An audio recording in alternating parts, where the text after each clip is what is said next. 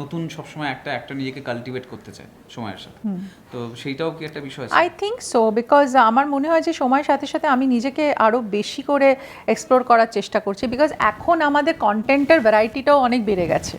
মানে আগে যেরকম মানে সিনেমার একটা কোথাও গিয়ে একটা প্যাটার্ন ছিল বা কিছু ছিল, কমার্শিয়াল ছবির কথা বলছি বা অন্যধর্মী ছবি হয়েছে, কিন্তু একটা কোথাও গিয়ে প্যাটার্ন মেনটেন হয়ে যাচ্ছিল।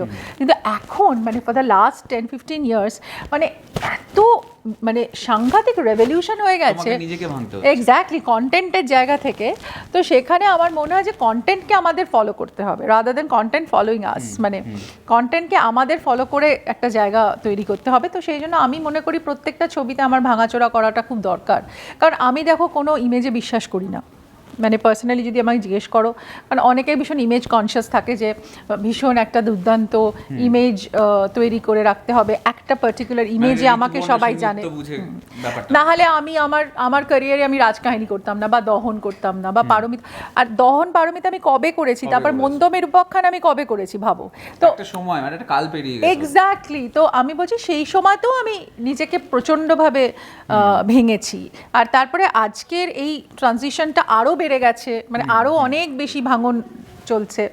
তো আমি যেটা মনে করি সেটা হচ্ছে যে আমাদের মানে প্রেক্ষাপট থেকে দেখতে গেলে এখানে সিনেমার অনেক মানে প্রচুর গবেষণা হচ্ছে সিনেমাকে নিয়ে, সে সব ল্যাঙ্গুয়েজেই হচ্ছে। আমাদের হচ্ছে গবেষণা করতে হচ্ছে নিজেকে নিয়ে, এক্স্যাক্টলি অভিনেতার গবেষণা ওই জন্যই আসছে যে একজন অভিনেতা নিজেকে কত রকমভাবে ভাঙতে পারে।